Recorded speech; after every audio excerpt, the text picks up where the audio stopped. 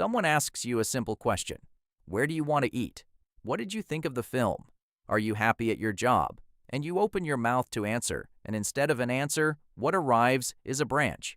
Because it depends what you mean by happy, because the film did one thing well and another thing badly, and those two aren't really comparable. Because the honest answer to where do you want to eat involves three variables you'd have to explain first. So you say, I don't mind, and they move on, satisfied. And you sit there with the question still open, quietly running. That's the part almost nobody sees from the outside. From out there, it looks like you're slow or indecisive or making things complicated. From in here, nothing was made complicated. It just never got simple. You've been told about this your whole life. You think too much. Stop overanalyzing. Just go with your gut. Don't take everything so seriously. And you've tried, genuinely tried, and it works about as well as being told to stop hearing a sound you can hear. But here's what's actually happening, and it's much more specific than you think a lot. Most people's minds have a stop signal. A question comes in, the mind works on it, and at some point it hits an answer that's good enough. And the question closes. Not solved.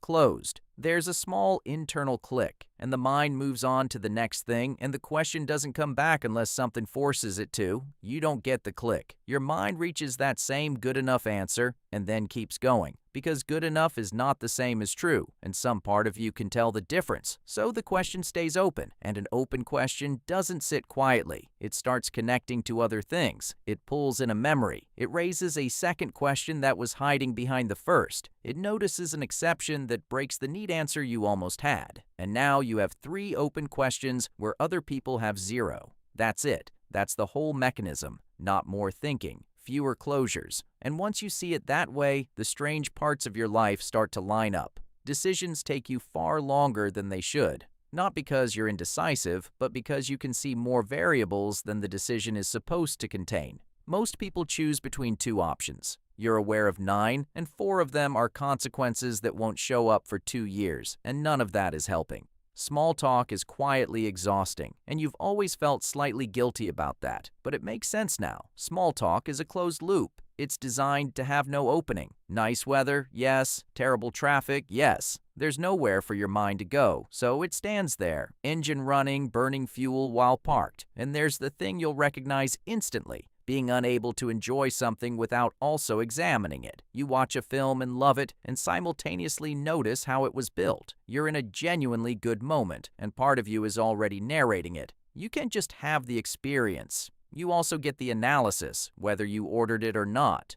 Then there's the timing problem, and it costs more than people realize. You are often right and late. You see the flaw in the plan, but by the time you've thought it all the way through, the plan has been approved by someone who saw less and decided faster. The world tends to reward the answer that arrives on time over the answer that's correct. That's not a comment on your intelligence.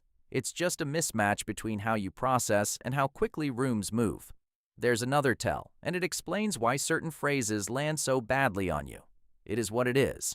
Everything happens for a reason. Don't think about it. For most people, those sentences work. They're not arguments, they're closing devices, and they do the click that ends the question.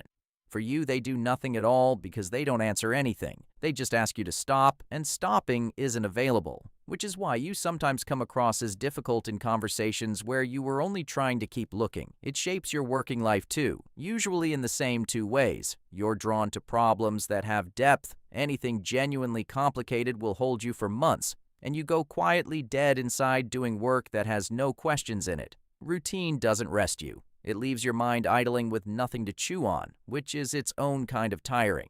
And then there's the other side. You're the person who reopens a decision everyone thought was settled because you can see the thing that wasn't accounted for. You're usually right. It also makes you exhausting to work with, and both of those are true at once. And it costs something at home in a way that's hard to defend. Someone who loves you says, why do you have to analyze everything? And they're not being cruel.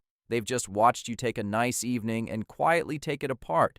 What they can't see is that you're not analyzing to find a fault. It's that the question of whether you're both okay never closed either, so it keeps running in the background alongside everything else. Analyzing something you love feels, from inside, like paying attention. From outside, it can look like doubt. That gap is worth explaining to the person you're with because they will almost never guess it on their own. There's usually a reason the stop signal never installed too. and it's rarely just personality. For a lot of people, understanding was the only control available. If you grew up somewhere unpredictable, a mood that could turn without warning, a household where the rules change depending on the day, then a child does the only thing a child can do. They can't change the situation, but they can try to understand it, work out the pattern, predict what happens next. And understanding, in that room, wasn't curiosity. It was safety equipment, so the mind learned that a question left open might still be dangerous, and a question closed too early is how you get caught off guard. For others, it was simpler. You were the kid who asked why one time too many and got the look, and you didn't stop asking, you just stopped asking out loud. Either way, the same result, a mind that treats an unresolved question as something that still needs work, indefinitely. And here's where it gets misread, constantly, by people who care about you. Because when you think about anything deeply enough, you eventually reach the sad part. Every subject has one. Follow any question far enough, and you arrive somewhere with loss in it. Time passing, people leaving, things ending. That isn't pessimism. That's just what's down there. But from the outside, it looks like you're choosing to focus on the negative. So people tell you to look on the bright side, and you don't know how to explain that you were on the bright side. You just kept walking. I want to be careful here because this is where these conversations usually go wrong in one of two directions. The first is treating it as a gift and stopping there. You're just deep, they wouldn't understand. That's flattering, and it's a dead end because it makes the exhaustion untouchable. The second is treating it as a disorder, something broken that needs medicating out of you. Also, not true, and it throws away the actual value. Because there is real value, and you should be honest with yourself about it. You notice things other people walk past. Your read on a situation is usually accurate, sometimes uncomfortably so. When someone brings you a real problem, not a simple one, a real one, you're worth 10 people who answer quickly. You've probably been the person who said, quietly, "I don't think this is going to work," months before it didn't work. That isn't a personality quirk. That's the same missing stop signal, doing the thing it's good at. So the useful question isn't how do I think less? You can't, and you'd lose the good half.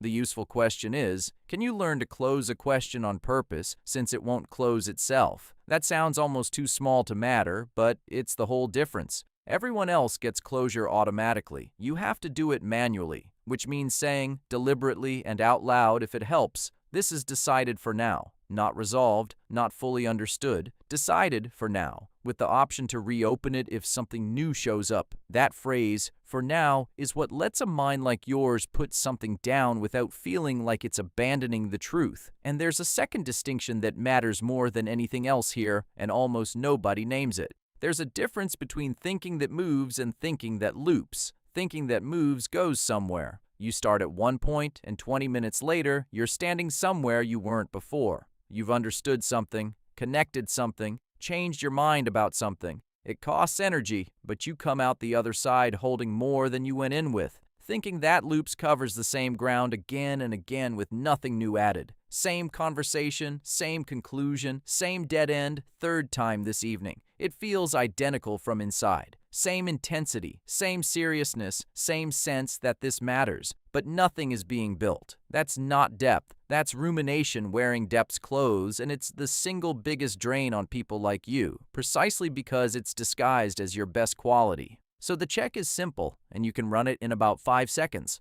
Ask yourself, has this thought produced anything new in the last 10 minutes? If yes, keep going.